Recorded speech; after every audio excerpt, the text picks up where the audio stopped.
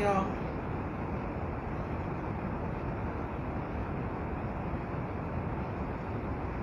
Hey, folks are showing up. Hey.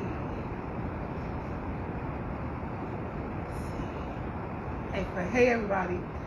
So I'm Trace Nelson.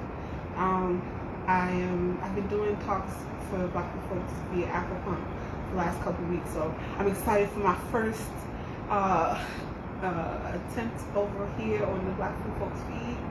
And today we have one of the most thoughtful and extraordinary young minds in our work, Rahanna Bisseret Martinez. So I'm looking for Rahanna to have her join in. Y'all are in for some humbling conversation because this young woman is so brilliant. Yes. Hey.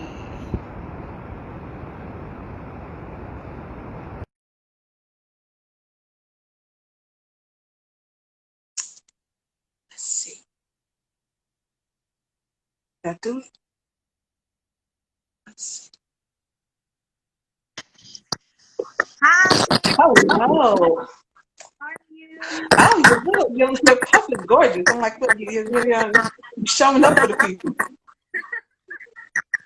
Thank Let me see. It might be a little choppy. Let me see if I can hear you. Can you hear me? you. Okay. Because we're a little, can't really hear you.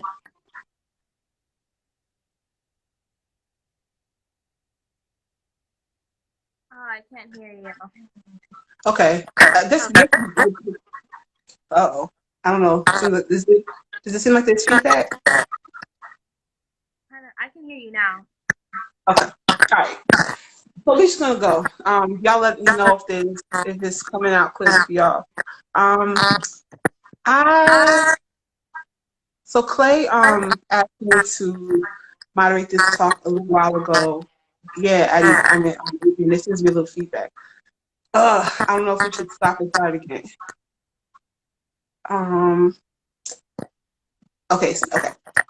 So Clay asked me to have this conversation because Muhammad is going to be hosting a new series, or a series of conversations on the feed, and I feel like people may know your face and sort of see you out in the world being this sort of gem, this light. Maybe don't know your full story and haven't heard you speak directly, so there's an opportunity to get folks to get to know you a little bit before you start your brilliant conversations. Um, I don't know. I think I want to start because I think we talked a little bit yesterday just about how you feeling.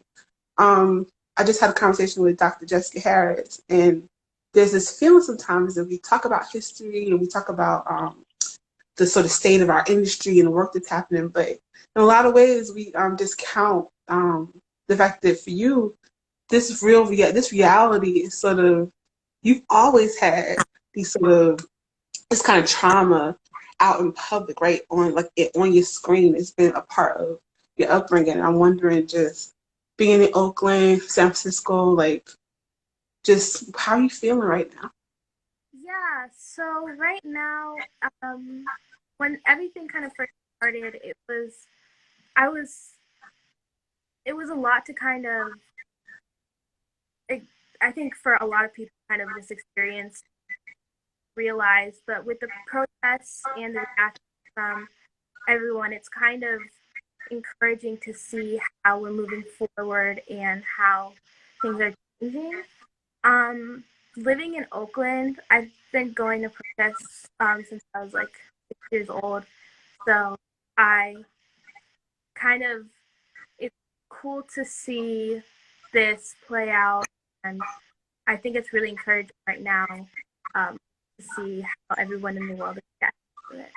Mm. Yeah, I mean, it's something about a posture of, like, I don't know, the sort of posture of resistance that always, I think a lot of us we think of Bay Area, we don't think about the babies that are being brought up in it. So I don't know, something about you in that place is interesting to me. So I want us to get into talking about you because I feel like again, like we a lot of us watched you on Top Chef.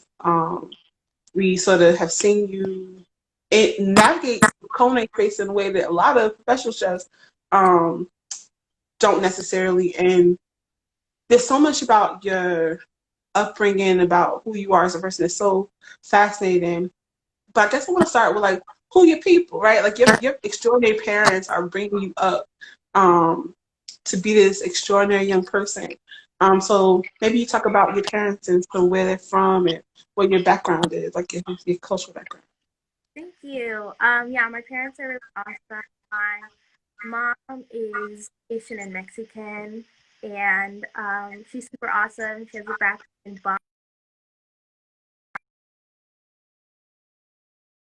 food in different kind of ingredients, vegetables. So I would always go to like the farmer's market with her. So I really credit a lot of that to her and just kind of growing up and eating different vegetables and things like that.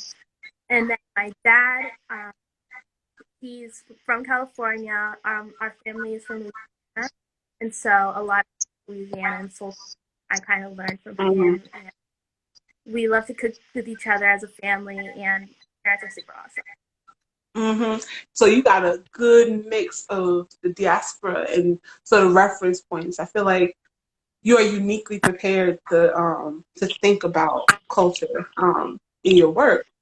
So let's talk about your work. I mean, I think sometimes we discount your age, but like for all intents and purposes, when you plot your thought around like when you sort of started being interested in food in an expansive way, and sort of the way in which you are engaging food via stages, via you actually homeschool, so that's extraordinary as well. But like I know your curriculum, your mom is very diligent about your curriculum and sort of targeted it around food and food culture. So like I mean, for all intents and purposes, you've been in this industry for 6 years already.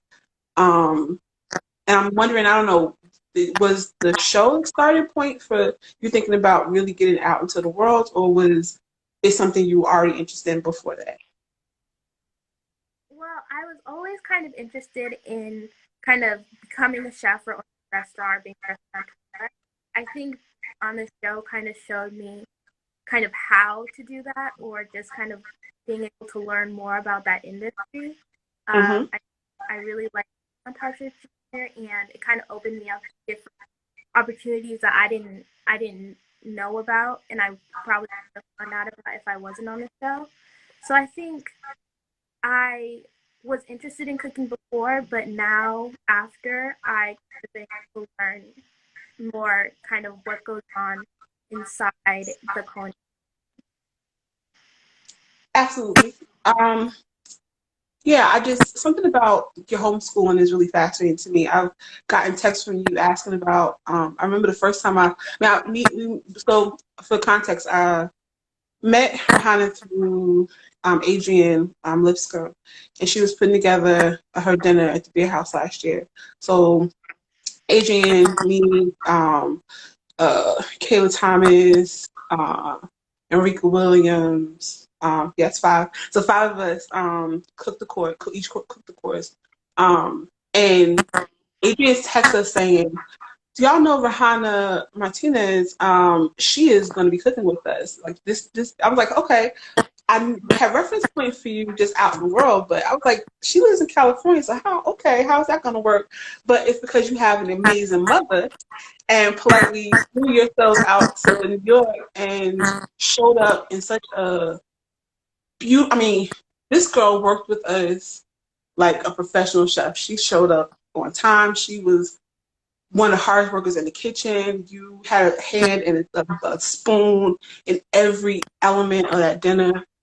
And so sort of seeing you and experiencing you in those 2 days was brilliant. But I remember getting a text from you after it, and you had a history assignment, or you were working on an assignment around the hospitality pineapple and sort of symbol of hospitality that the pineapple had become. And you were interrogating this like inherent racist classes and like problematic nature, and asking about more reading materials. And like to me, I wish I had a mother um, who had thought more broadly about the possibilities of education, because right now it feels like that democratization of educational spaces is making this like super, so your superpower is going to be your reference point for material and like the dexterity of your mind. So I'm wondering if you could talk about being homeschooled and what that's like now, because Yeah. everybody's getting into homeschooling. You like I've been here. So, what's really cool with how my mom homeschooled me and still does was when I was younger, I had known like cooking, and so I think what we did was we included that into part of my schedule for the day, and I always had like an hour and a half of just learning about cooking, and we went through like culinary textbooks and learned like techniques and like cutting, um, different types of knife skills and things like that. And then I did that before I show, and after I got off the show, I continued just kind of to learn about all the different techniques, and that really kind of helped me later on when I'm in different restaurants because those are still like used in different things like that. So I think learning about that when I was younger, I was better prepared when I went in. Yeah. I'm thinking. I mean, I don't know. I'm thinking about the because I think sometimes we conflate culinary school with culinary education, and I feel like there's a practicality to the way you're approaching your culinary practice. You tasting everything. You're thinking about ingredients from going to your markets and tasting and figuring out how you want to cook with them. I know the Bay Area is very good to you in terms of the chefs that are supporting your work and kind of bringing you on. I know Bryant Terry is somebody who is always glowing about you and always sort of impressed with you. And in that, sort of in that space, you have access to people like Alice Waters and just, all these people, Tanya Howland, all Oakland, in the Bay Area who, I don't know, just see in you the potential, seeing you fire. But you kind of can't teach those things, right? So I'm excited that you were taking the technical parts of your work so seriously. Are you thinking about culinary school? I mean, I'm wondering about the restaurant industry is sort of in flux right now. It's sort of always been in flux, but this moment, 'cause I think sometimes we sort of forgetting that we are in the midst of like pandemic still. We are in the midst of like this sort of reframing of restaurant spaces. And I've heard you talk about like your aspirations to sort of be in fine dining spaces and to think about what that would look like for your work. Um, and I'm not, it's not this sort of dystopian thing of like, there are going to be fine dining spaces. There absolutely is going to be room for you to cook whatever you want. But I'm wondering if you are thinking about what that, because 16 is, right? Like, this is the point where you start to think about what college might look like, whether culinary school is a thing, or sort of what path you want to follow. So you think, like, I'm wondering. Yeah, so before the like shelter in place started, I had turned like 16, and so I was looking for different jobs in culinary industry, preparing to like start working, um, like have an actual job since before I was doing the stages with our kid. And so I was working in the kitchens that I was already in, and I got the question whether or not I was going to do culinary school or not. And I always asked, like, oh, well, what are you guys' opinions on it to the cooks and things like that? And a lot of people were saying, well, if you continue cooking in restaurants, maybe it's not necessary, or if you just want to have like a more basic path, maybe you wanted to go to school. I think that culinary school could be a good option, but I definitely want to go a 4 year college and get a degree because if I want to own a restaurant one day, restaurateur, it's very important to know kind of like business side of how everything works. And I think college would be a good option for me. I think a lot with culinary school, we learn European techniques and things like that, which are really important to know. But I feel like there needs to be more of a curriculum for kind of Black foods, Asian foods, all different types of cultures of food. And That's I don't right. think subcategory. I feel like that should be part of a main curriculum, like a general knowledge, not just one class of soul food, you know what I mean? So I feel like That's right. am able to learn from reading books like High in the Hog, which you gave me. Thank Yeah. you so much. I've been finishing it up. I've been able to learn from reading different books and applying those things I've learned to my cooking. And so I think culinary school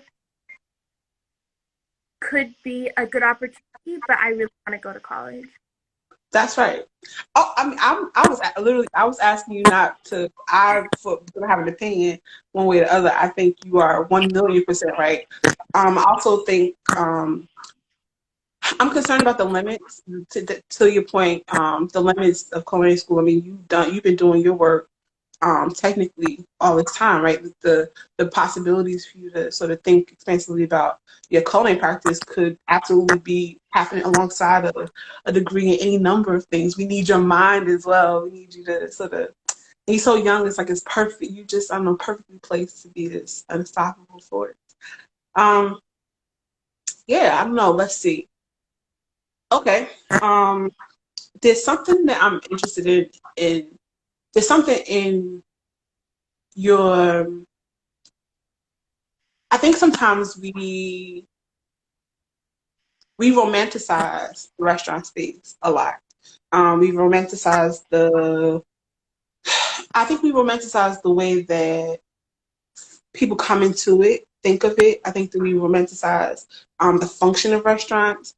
And I mean, you've done pop-ups, and hold on, I'll get back to that because it's another point that I'm interested in. I know that you clarified this to me because you told me about it, and I want you to sort of stun the people. So one of the things that was striking as well about you coming to cook with us was your receipts. You made sure that we understood you were completely vetted. You have your sanitation certificates. You kind of understand the mechanism of food-based businesses, and there's some work you're doing in your community around like helping not just young people. Like you're talking to adults about how to frame a culinary, like a food-based business. So sort of like workshop or sort of practical tools in terms of navigating the sort of city services around, like in the Bay Area, around how to really be credible and like have your receipts in order to start a food-based business. So talk a little bit about that part because that was one of the things I was so struck by because you could easily just be sort of in your 16-year-old world, but you are doing some work that is impactful for adults as well. Thank you. Yeah, before I think it was a couple months after I was off the show, I started doing studies like my and so I passed the test. So I like am certified to cook cleanly, I guess. Um, as for like the work I do in my community, like now I've been doing a lot of charity food demos, and I finished filming a tape for summer school. Um, so I've done different cooking classes um, for like all ages, and so that's something that I really like. I think whenever I do class, I learn something more from the people, and also I learn how to kind of display what I'm doing better when I'm teaching the food, and also it's a really good way for me to kind of um, be comfortable in my cooking and yeah. Yeah. Okay, so the other question I was getting at, sort of in a roundabout way, was really about just thought about what the new space in food is going to look like. I'm certainly not asking you to sort of unpack the culinary industry or sort of restaurant industry or restaurant spaces, but one of the powers of youth and the power of sort of being young enough to witness change and sort of I guess see what isn't working from your vantage point and then to sort of dismantle things that don't work and take the best practices going forward. It puts you in a really unique like a position to think about like reimagining what kind of culinary spaces you want to occupy. And I'm wondering if, I mean, again, like I've heard you talk about like Michelin stars. I've heard you talk about very fine dining spaces, or just like the aspirations you have for potential business. And I'm wondering if you're thinking about what equity or sort of equitable food space would look like that you would want to create. Yeah, so I think um, fine dining wise, I think the ways that fine dining were seen in this very kind of Eurocentric type, I think now we're kind of going to be open to seeing different cultures of fine dining because all fine dining isn't the same. And so I think what could be really cool now is kind of seeing how that translates in different cultures. And also, for me personally, I want to get a job in food industry, and I realized that my path was like restaurants, like that, but also and focusing on like restaurants or um, just different alleys that food can go into, which is something that I find is really exciting. I think now I feel like different ways can be in the food industry without being in a restaurant. You can, be a reporter, a host. It's so many different things within the food industry that's really cool. I'm still interested in like working in restaurants and things like that, but exploring different sides of that interests me as well. I think now, kind of for post the shelter in place or the quarantine, I think kind of cooking with, well, I think the hospitality industry really is about hospitality and kind of learning, or not learning, but kind of catering to your community or people that you're feeding. And I think now it's going to be more important than to cook with the community in mind, with your prices. I think fine dining is going to change in that way, but I feel like there's always open to different opportunities and things like that. Yeah. So, sorry, Madison, you said you have a question. Please, if y'all are, I could talk to this young woman forever. So please share your questions if you have along the way, and we'll sort of field them as we go. I don't know, Rahanna. I feel like we talked about this being the conversation, so I don't know if there's anything you want to, like, an area you want to go into. Yeah, so I think I talked to you earlier this week about I heard someone say somewhere that Europeans were the first to document food and teach food, and so that's why we use those skills throughout and techniques throughout like fine dining and just dining in general.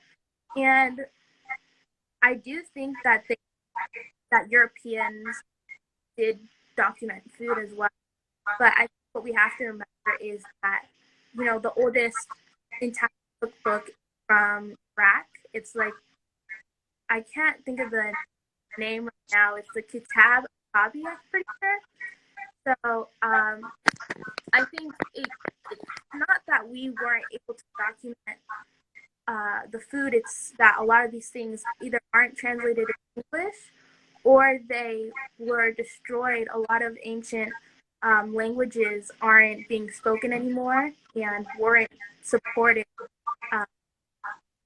a long time ago. And so Yeah.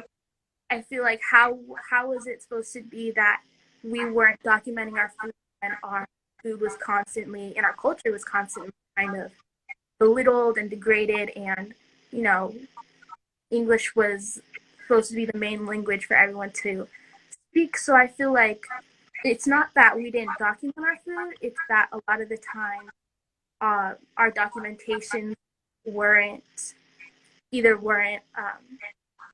available or were like destroyed. Yep. I mean, we talked about this, and I feel like, I wish I would have asked Dr. Harris about her take on this when we spoke, but in my opinion, I don't know, something about the way we frame cookbooks, the cookbooks we value at least, and the spaces that we value. Because there's something in that is, I don't know, I think it would change the posture of how we view our culture, right? Like, so much of the diaspora is verbal, is shared in ways that aren't that are outside of the like the sort of European gaze. So while the form of passing oral traditions, recipes through that form don't look the same.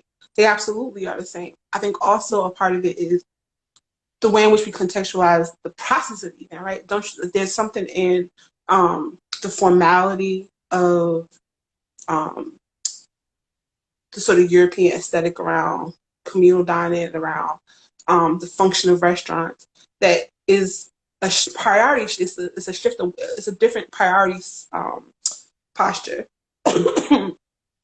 And across the diaspora, right? Like you think about countries in Africa, you think about the Caribbean, think about the American South. You know from your parents, and I mean you witnessed from what you're reading and what you see, and we all know that there is a soul is the wrong word. There's a spirit to the way in which we engage food. We put so much of our identity on the recipes we make. They tell us something about dignity, tell us something about our place in the world, and that's a very particular and very different posture than some of the early revered cookbooks. So I think it's perfect that you are thinking more broadly about where to look for these evidences, because the cookbook form even is limiting, right? I feel like if we witness the sort of shift in the written form so recently. We have memoir, we have nonfiction, nonfiction as a battleground for telling food stories in a way that cookbooks are limited by. So I'm interested in your writing. I'm interested in seeing you sort of think more deeply about sort of where you place value and where you search for evidences. It's very true. I mean, I don't know. I'm waiting for Rahanna's trip around the continent. I want you to, I need this to be like a Netflix show. I need this to be a travel show. Yeah, that thought was really interesting. This one, y'all, Rahanna's out here asking us to think more broadly about everything, but that posture is so perfect, right? Like we have to be curious about the spaces we occupy and why we do this work. And I don't know. It feels sometimes like we get complacent or sort of comfortable with the mechanism of the work we do and don't really sort of remain as hungry and curious as you are. Thank you.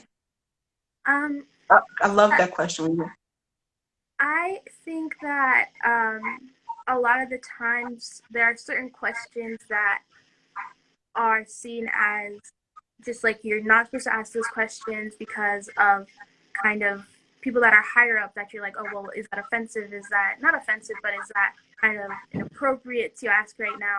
I feel like when I was younger, I was 13 when I was on Top Chef Junior, and I feel like I was able to ask certain questions because I genuinely was trying to learn more.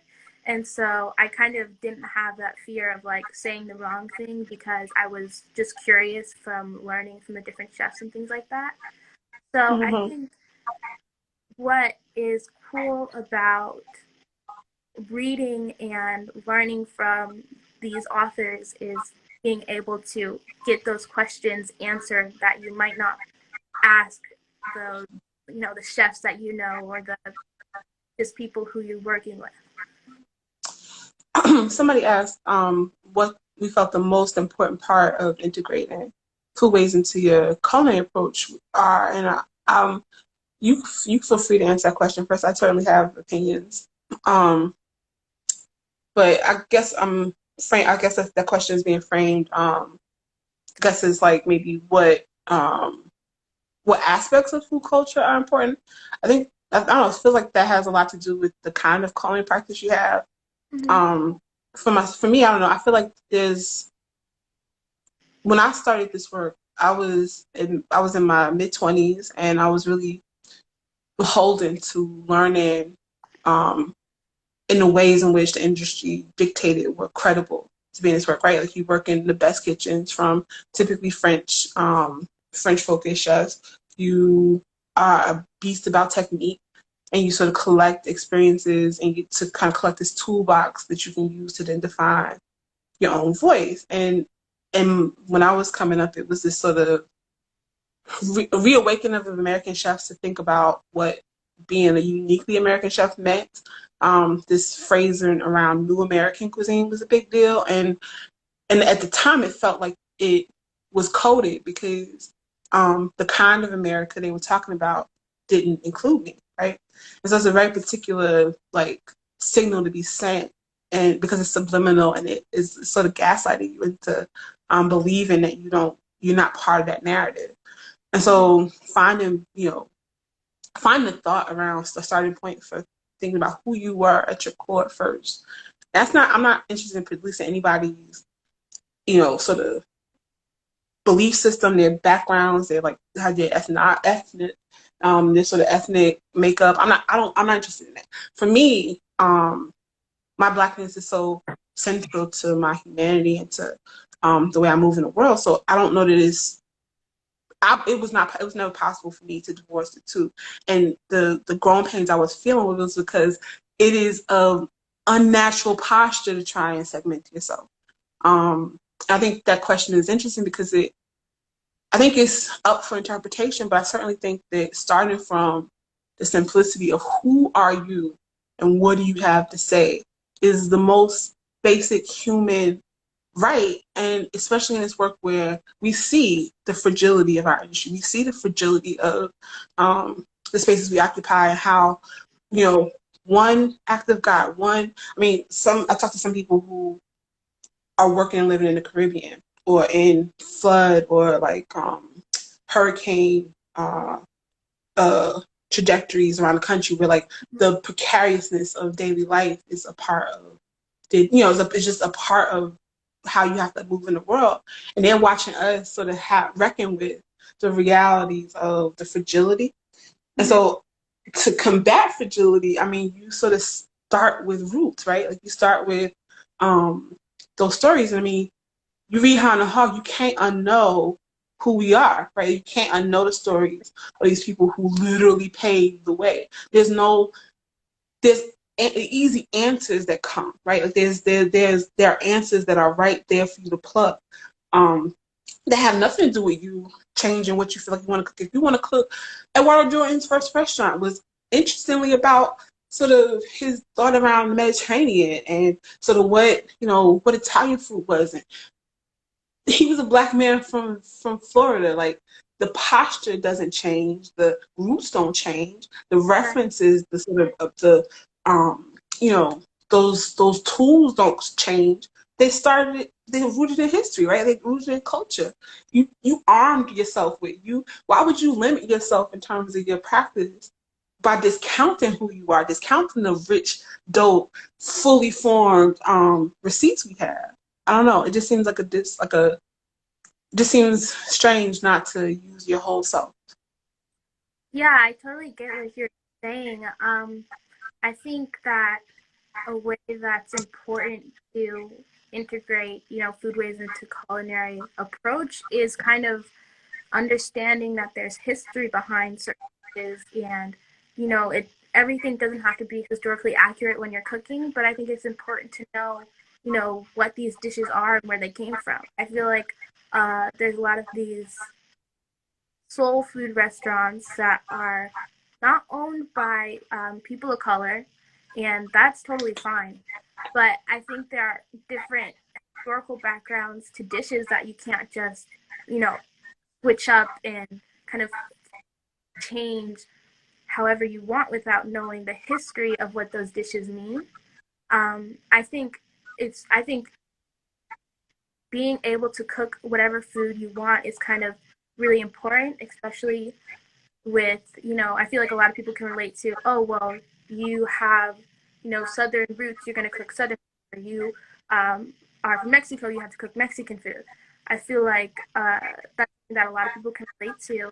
And I think going out of that box and doing whatever you want really with food is the way that is going to make you the most happy and make, the diners taste that in the food.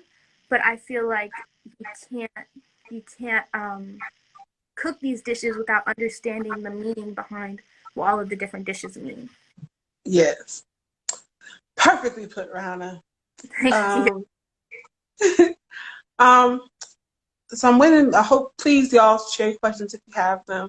What are you reading these days? I feel like your education has not stopped, and you seem to constantly be thinking and writing and reading. So what are you into these days? Well, currently I'm working on High on the Hog. Also, I haven't finished reading it. Well, yeah, I finished reading, this is not food related, but I No. finished reading Their Eyes Were Watching God for class. Mm. I'm Oh, on The Cooking Gene by Michael Twitty. So, and also just cooking out of different cookbooks and things like that. Julia Turshen asked a perfect question and one that I'm 100% fascinated by and interested in. But she's wondering if you are having these sorts of conversations with your peers, um, and are there any folks in sort of your peer group that we should be looking at? Yeah, totally. I have a lot of these conversations with peers, especially like youth that are in like food industry and cooking. I've talked to a couple different people about, we'll talk about kind of organizing a youth event, and that's just something that I feel like is important now, just kind of to hear like youth voices. Um, so I think, yeah, I talk with my peers about these subjects, and I think it's really cool to kind of get different views on different topics. And I Hmm. think something that could be really cool is organizing a youth event that kind of showcases the next generation of kind of food community. Yeah, I mean, are there any, like, again, I feel like so much of us, so I get the critique sometimes with folks, because I think so a lot of us are New York based and get the critique from folks in other parts of the country that it feels insular, and I feel like Black food folks is doing a really beautiful job at bringing sort of cross culture, like cross country. I have a couple conversations planned for folks internationally, but I think that like Clay and Colleen are doing an excellent job of making it more a national conversation, sort of a broader conversation.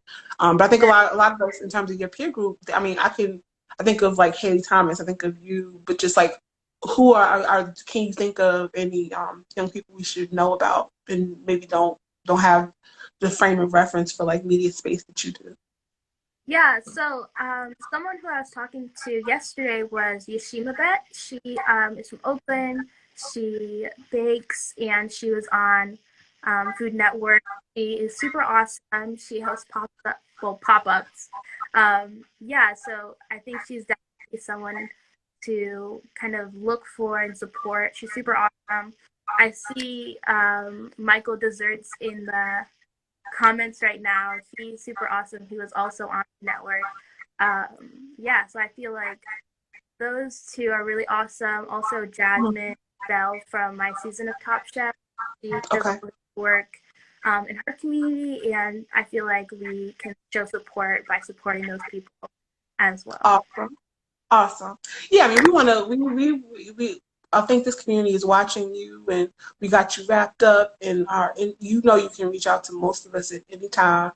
But I just think there's power in making sure we know, um, more of yous. We want to make sure we are, supporting all of you, in a way that sort of makes sure our foundations are really set and going forward. We have folks like you who are, I don't know, contributing in a way that's rooted. So yeah, so Aretta, I don't know if you've talked to Aretta yet. You two would be simpatico. Aretta's been doing I'm sure you've been watching Aretta do conversations with Black food folks, but Mm-hmm. um, the point we were making earlier about like the constant nature of sort of trauma on our screens and the moment we're in, um, has been a part of your life, right? A part of your upbringing. You can't divorce. I feel like I think of you as like I think about the young people who came up in the civil rights era.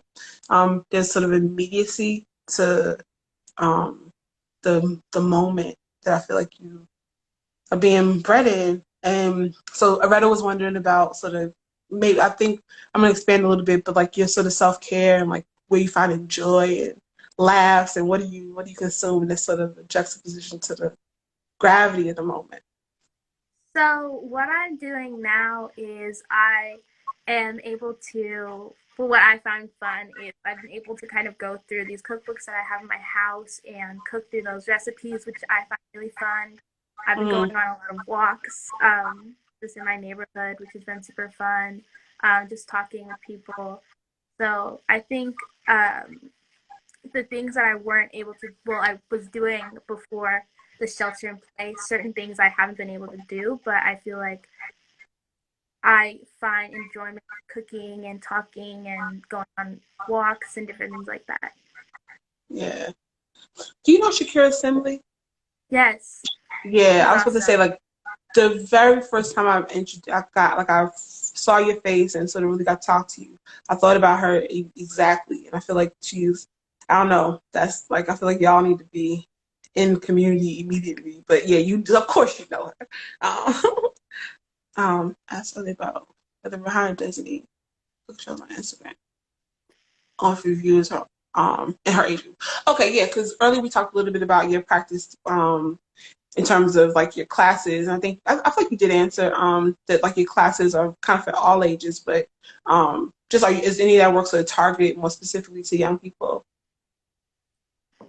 So specifically to young people like that I do a lot of kind of,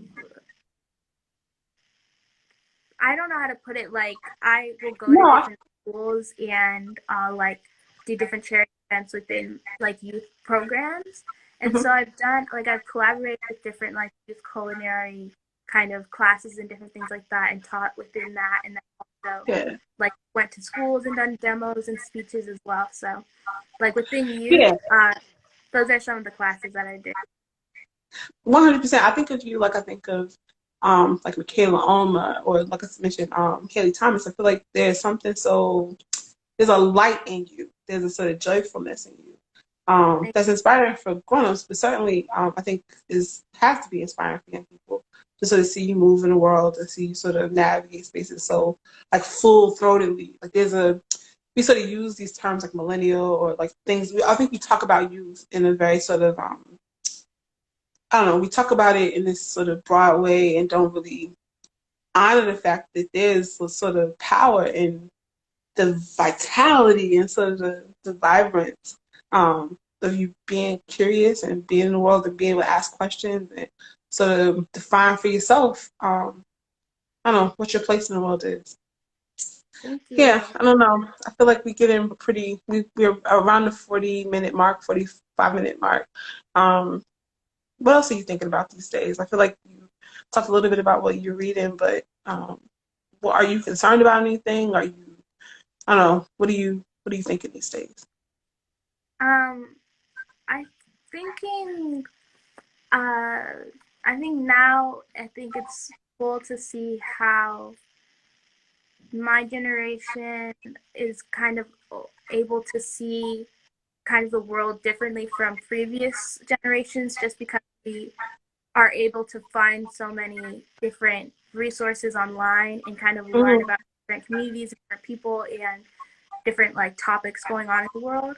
I think that's different from before because we now are able to see what is real about what is being shown and taught to us versus what we've kind of seen play out on camera and just read about. I feel like a lot of the times people are like, oh yeah, the younger generations are on their phones, but a lot of the time we're learning about different things through our phones, and I think that can be a contributor to how my generation is kind of learning more about the world and being very open to speak on different topics because we're being taught about different topics and not from textbooks and different things like that, but from people who are experiencing it and people who are going through any type of issue that's on in the world. Yeah, I mean that sort of democratization of technology and your sort of that language of being able to navigate technology um, at a really sort of base level and then being able to infuse it into your general curiosity is a game changer, right? Like I feel like, we sort of joke about like Google and everything, but like Wikipedia, but like there's a sense that information is absolutely out in the world. You just have to be curious enough to sort of interrogate it and ask questions about whether like the factual nature of things. Like there's a due diligence to research and a power in research. because it asks to confirm for you. Like, you can start with whatever like theory you want, but sort of supporting the thought, right? Like, it's not just blind faith, is receipts, right? It's research. It's sort of and information is really, I think we sort of lament technology sometimes, but the power of the access to information is so brilliant. And I think that too. We discount the fact that you all have a ability to navigate technology in a way that is unprecedented. I mean, there's something so powerful about the weaponization for dopeness of your phone, or sort of your ability to use technology, that's really important and interesting. He's so brilliant. I don't know. It's sometimes when I think about you, I don't know that we can really be as watching you in the world sort of helps us know that we're going to be okay. Like, there's a fatigue that happens sometimes when we don't really, I don't know, we aren't as grateful for the good things as we should be. And I don't know, you can't see your smile or see you out in the world thinking, and not feel like we good. I mean, we got challenges for sure. We always have, but I don't know, having a mind like yours, I don't know, protected. Thank you. I feel like it's kind of everyone. I feel like it's not just youth or youth in culinary, or I feel like it's everyone who actively goes out of their way to learn more and kind of educate themselves on different topics. So I feel like that's something that's really important, wanting to know about different things and wanting to be interested. And it's not always just waiting for a teacher to teach you about something. It's kind of going out on your own and learning about different things. And that's something that I've kind of been realizing, and I feel like a lot of other youth and people in general are doing, which is kind of helping, I think, shape the world. Yeah. Tiffany Razia, I'm sure you're familiar. You've been on her podcast, Afros and Nods. She had a question about, I mean, you kind of answered it, but I think, expand a little bit. Are there things about your generation that you see adults getting wrong, or sort of misunderstanding or conflating, or I don't know, just do you think that there are stereotypes about your generation that are completely inaccurate that you want to talk about?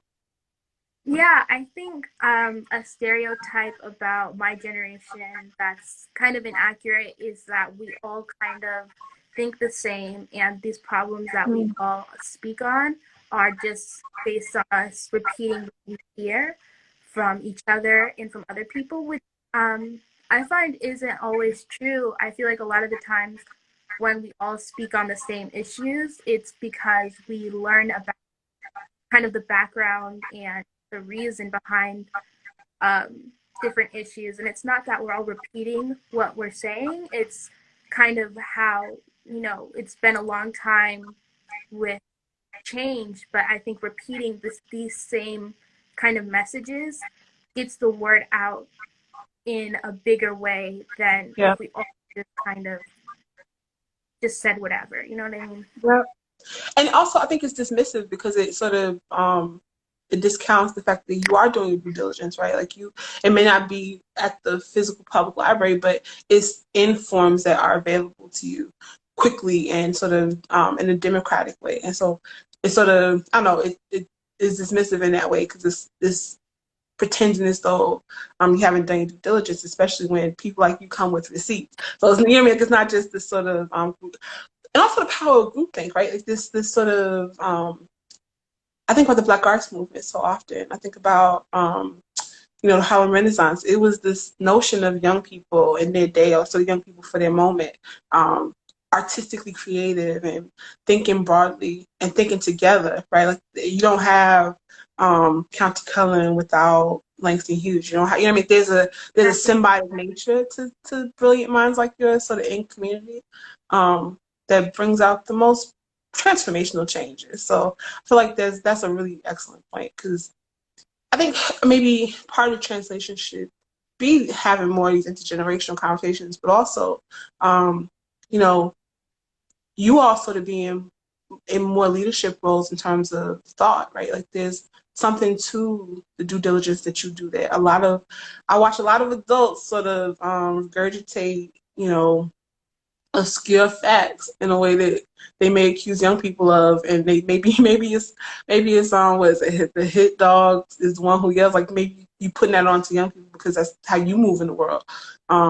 But watching you and seeing how, you know, how you are using technology is like, no, I know I have my receipts. You're welcome. Let's see. Here's another question. How can we Mm. for you guys in a way we have not or not currently? What do you need from us? I think youth or Gen Z is kind of, I think we're learning still, but what we say is not always heard. I feel like I don't think that it's a matter of what needs to be shown or anything like that. I feel it's just a validation, if that's the word, of No, our I know what you mean. and yeah, just kind So of you are just being heard, being showing up as full people, and sort of seeing young people not as young people, but as people. And you know, especially when it's one thing when you talk to young, maybe aspiring. I don't know. There's a dismissiveness that I think sometimes use when we talk about young people. It's supposed to have like addressing them and confronting you as a whole person who is in flux. But aren't we all, right? Aren't we all in process? Aren't we all hopefully still learning?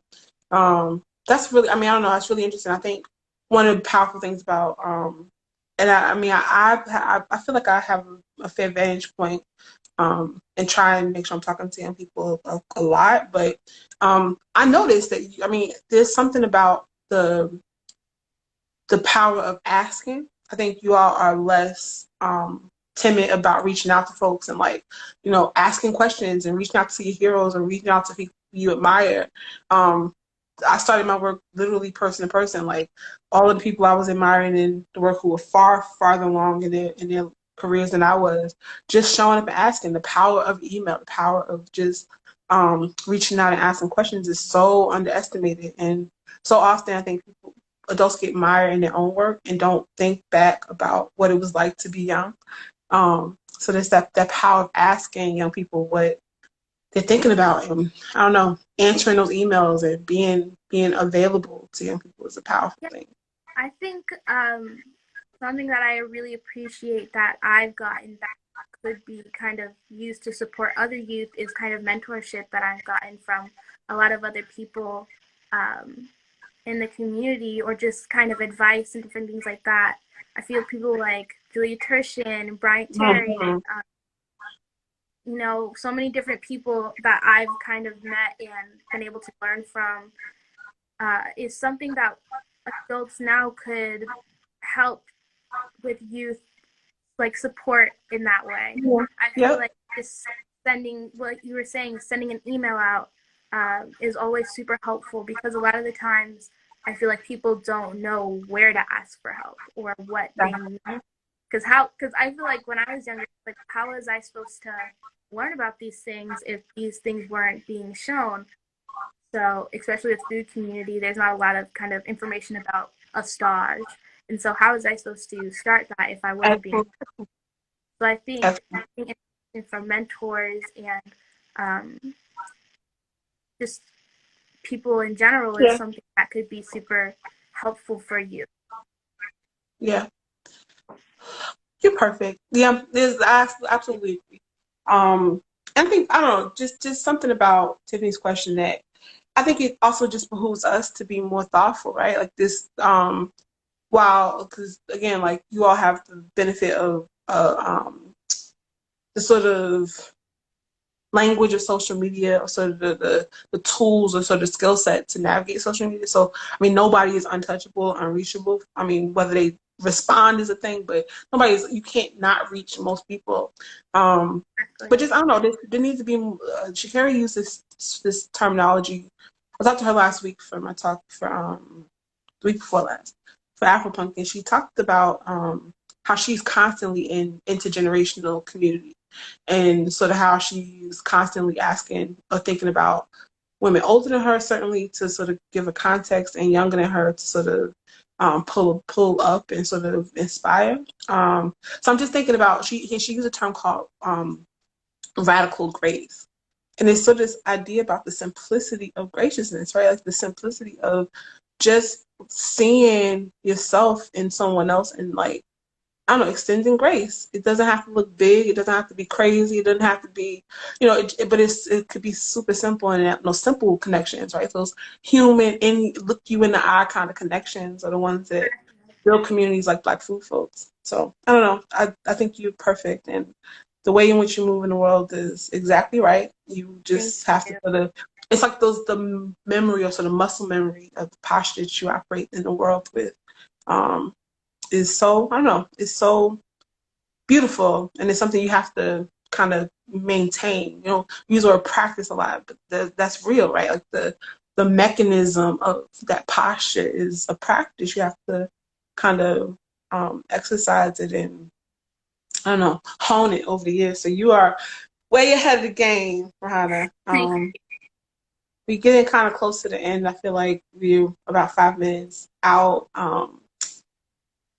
Oh, truly is amazing. I don't know if anybody has any final questions. Great, but what are you working on now that people can think about, or what do you think people should be concerned with now, thinking about, and what do you, I don't know. Yeah. What are your final thoughts? Things that I'm working on now, I am working on some bigger projects right now that I can't really like. No, I don't bring up yet. But come on, forthcoming projects. I think what people can do now and what people are doing is kind of supporting these businesses, women-owned businesses, POC-owned businesses, just supporting those people, supporting authors as well. Yeah, I think networks and different things like that. It's just kind of supporting the kind of things that we already have in place, because there's no way that these businesses can become part of like food or culinary history unless we support them. So that's right. This has been, I woke up a little sad this morning. I was sort of in my own feelings. I think this moment sort of wells up on you sometimes, and I was sort of trying to figure out how I was gonna sort of get through these conversations. We had this sense of like blackout and just these conversations around. It was a very particular kind of morning. But I was so looking forward to talking to you. And this, I think for so many of us, you are, like I said, you are so bright and so charming and so brilliant. So getting a chance to hear your voice in our community is critical. I'm really looking forward to all your talks forthcoming. I can't wait to see who you decide to chat with, because I'm sure they're going to be brilliant conversations. And yeah, just please follow Rahanna. Follow what she's doing, because she's out here and she has a forthcoming project she can't talk about. But just watch for what she's got next. And thank y'all. Yeah, this has been dope. I'm back next Monday at 11 a.m. on Afropunk with who am I with? Ooh, why am I trash? Because I cannot remember right this second. But yeah, Monday Afropunk, 11 a.m. lead into Black Food Folks programming during the day. So that's it. And I thank you so much for taking your time with us today, Rahanna. Thank you so much. Bye. Yeah. Bye.